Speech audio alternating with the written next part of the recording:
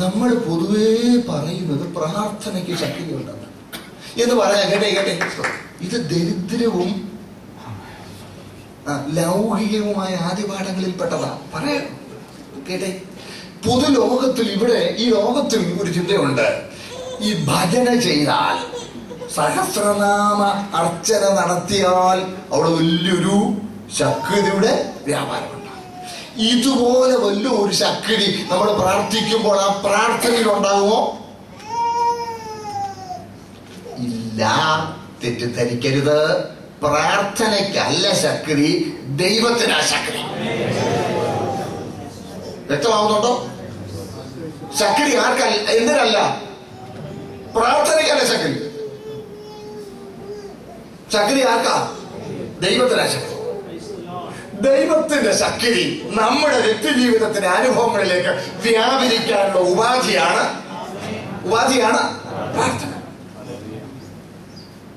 സ്തോത്രം. വ്യക്തമായും പ്രാർത്ഥിക്കണമെന്ന് വീട്ടിൽ ദിവസം പറഞ്ഞൊന്നും പറയില്ലേ? പ്രാർത്ഥിക്കണം. എന്തിനാ? ആ പ്രാർത്ഥന തന്നെ ശക്തിയില്ല. അതിൽ തന്നെ ഒരു ശക്തിയും അതിന് ഇല്ല. ദൈവത്തിന്റെ ശക്തി നമ്മുടെ ജീവിതത്തിൽ സ്തോത്രം അനുഭവിക്കുവാൻ, നമ്മുടെ സാഹചര്യങ്ങളിലേക്ക് ദൈവപ്രവൃത്തിയുടെ ഇടപെടൽ ഉണ്ടാകാൻ ഒരു ഉപാധിയാണ് പ്രാർത്ഥന. കൊലോസിയിൽ ഇങ്ങനെയുള്ള ഒത്തിരി ഇതാ ഈ സ്പിരിറ്റിസം എന്ന് പറയുന്നത്. നമ്മൾ ചെയ്യുന്ന ആ കാർമ്മിക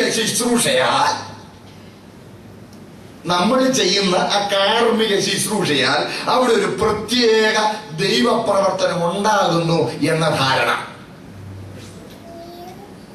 എല്ലാവരും കൂടെ ഉണ്ടോ?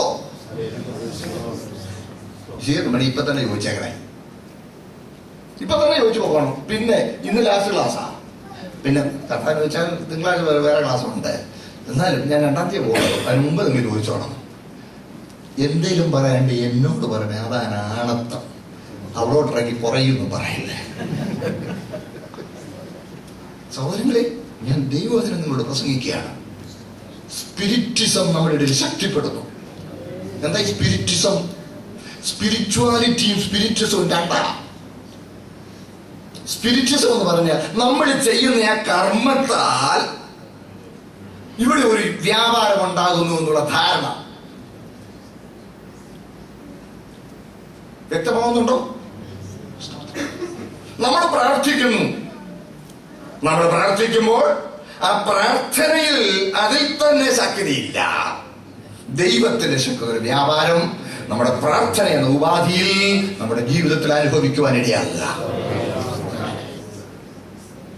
ചോദിക്കട്ടെ, കർത്തൃമേശയിലെ അപ്പത്തിനകത്ത് വല്ലോണ്ട് ഇത് ക്രിസ്തീയ സമൂഹത്തിൽ ഏറ്റവും പ്രധാനപ്പെട്ട ഒരു പ്രശ്നമായി ഒരു കാലഘട്ടത്തിൽ ഉണ്ടായിരുന്നു.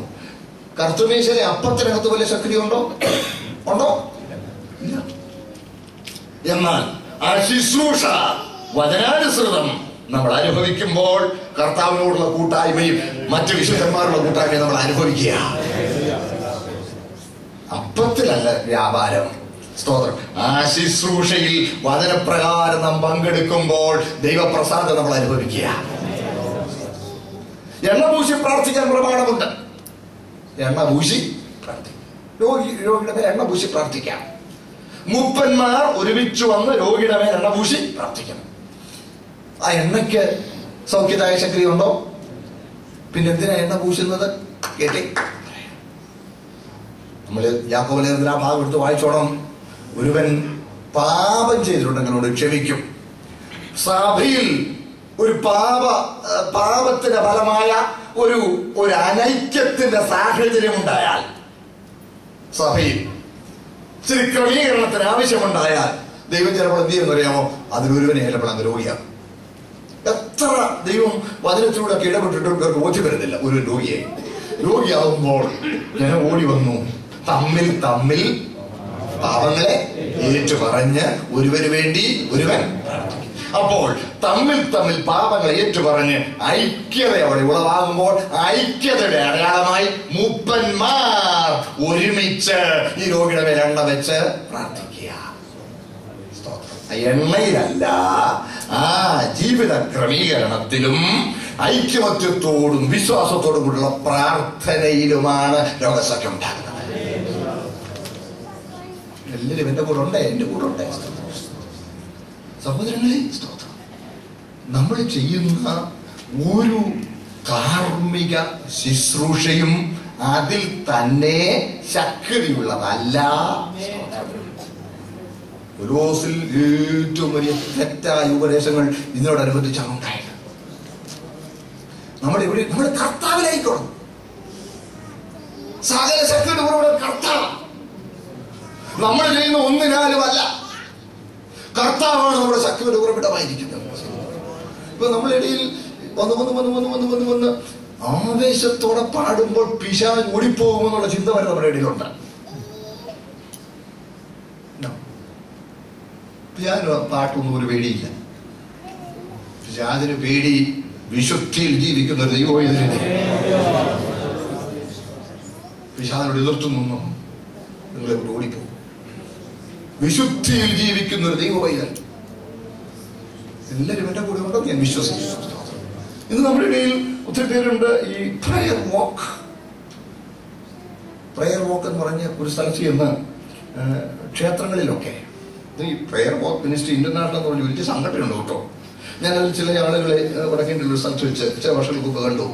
അവസാനം പറഞ്ഞപ്പോൾ അവർ പറഞ്ഞു ഞങ്ങളുടെ പ്രയർ വാക്ക് മിനിസ്ട്രിയിൽ ഏർപ്പെട്ടിരിക്കുകയാണ്. ഇങ്ങനെ എന്തോ ഇത് പറഞ്ഞു, ഞങ്ങൾ ടൂറിസ്റ്റുകളായിട്ട് ഇന്ത്യ വരും, എന്നിട്ട് ഇവിടെയുള്ള ക്ഷേത്രങ്ങളിലും അങ്ങനെയുള്ള പിശാചിന്റെ ഇരിപ്പിടങ്ങളിൽ ഞങ്ങൾ ചെന്ന് അവിടെ ഞങ്ങൾ ടൂറിസ്റ്റുകളായിട്ട് ചെല്ലും. ചെന്ന് അവിടെ നിന്നുകൊണ്ട് യേശുവിന്റെ നാമത്തിൽ അവിടുത്തെ പിശാചിനെ ബന്ധിക്കും. കേൾക്കുന്നുണ്ടേ? ഗൈഡൊക്കെ ഞങ്ങളോട് ഇങ്ങനെ വിശദീകരിച്ചു, എന്തൊരു കുത്തുവേല കണ്ടില്ലേ, എന്തൊരു ഭംഗിയാന്ന് കണ്ടില്ലേ പറഞ്ഞിരുമ്പോ ഞങ്ങൾ ഹായ് വണ്ടർഫുൾ എന്ന് ഞങ്ങൾ വണ്ടർഫുൾ എന്ന് ഞങ്ങൾ അവിടെ പറയുന്നെങ്കിലും കാല് ചവിട്ടി യേശുവിന്റെ നാമത്തിൽ ബന്ധിക്കുന്നു എന്ന് ഞങ്ങൾ മനസ്സിൽ പറഞ്ഞോണ്ടിരിക്കുക. എന്താ പറയുന്നു? നല്ല പരിപാടി പറഞ്ഞില്ലേ? ഇതാണ് സ്പിരിറ്റിസം. ആദിപാഠങ്ങൾ, ബലഹീനമായ ആദിപാഠങ്ങൾ. ഞങ്ങളോട് പറഞ്ഞു you welcome to our land, എന്നിട്ട് ഞങ്ങളുടെ രാജ്യത്തേക്ക് സ്വാഗതം, നിങ്ങൾ പ്രാർത്ഥിക്കുക. കണ്ടില്ലേ ഇങ്ങനെയുള്ള അന്ധവിശ്വാസങ്ങൾ കുടികൊള്ളുന്ന എത്രയോ ആരാധനാ കേന്ദ്രങ്ങൾ ഇവിടെ ഉണ്ട്. നിങ്ങൾ ഇവരെ കണ്ടിട്ട് ജനത്തിന്റെ അന്ധത തിരിച്ചറിഞ്ഞ് കണ്ണുനീരോടെ നിങ്ങൾക്കും ഞങ്ങളുടെ രാജ്യത്തിനു വേണ്ടി പ്രാർത്ഥിക്കുക. പക്ഷെ നിങ്ങൾ അവിടെ ചെന്ന് നിന്ന് കാലി ചവിട്ടുന്നതുകൊണ്ട് ഒരു കാര്യവും അവിടെ നടക്കുന്നില്ല.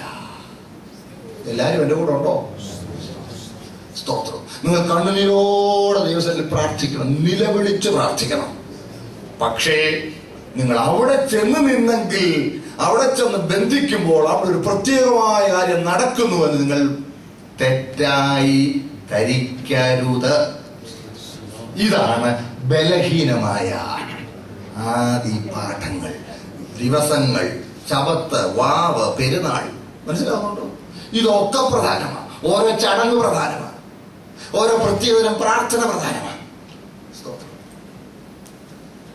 ഇതിന് നമ്മൾ കീഴ്പ്പെട്ട് വിരുദ്ധ തെറ്റി വഞ്ചിക്കപ്പെടരുത്. എല്ലാവരും എന്റെ കൂടെ ഉണ്ടെന്ന് ഞാൻ വിശ്വസിക്കുന്നു. ഇത്രയും ഞാൻ പറഞ്ഞ വിശീകരണ ആവശ്യമുണ്ടെങ്കിൽ ദയവായി കൈ ഒന്ന് ഉയർത്തി പ്ലീസ്, ദയവായി ഒന്ന് ചോദിക്കണേ. കൂപ്പുകയോടെ ഞാൻ പറയുന്നത് ചോദിക്കണേ പ്ലീസ്. ഉണ്ടോ ആയിരിക്കും? എന്തെങ്കിലും ഉണ്ടെങ്കിൽ നിങ്ങൾ പറഞ്ഞ വിശീകരണം തരാം.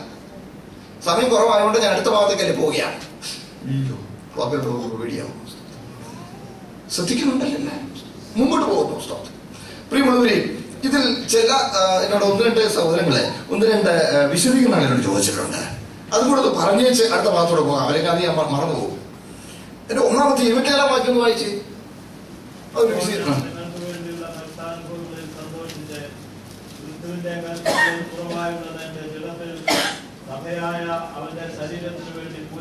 കണ്ടോ? ക്രിസ്തുവിന്റെ കഷ്ടങ്ങൾ കുറവായുള്ളത് എന്റെ ജഡത്തിൽ സഭയായ അവന്റെ ശരീരത്തിനോട് ഞാൻ പൂരിപ്പിക്കുന്നു. കർത്താവിന്റെ കഷ്ടങ്ങളിൽ വല്ല കുറവുമുണ്ടോ? കൊലോസിലെ പ്രശ്നം എന്താണെന്നറിയാമോ? കൊലോസിലെ പ്രശ്നം യേശു ക്രിസ്തു ചെയ്തുകൊണ്ടൊന്നും തികഞ്ഞില്ല, നമ്മൾ കുറച്ച് കാര്യം ചെയ്യണം. അപ്പൊ അതാ നമ്മളിപ്പോ ചെയ്തോണ്ടിരിക്കുന്നത്.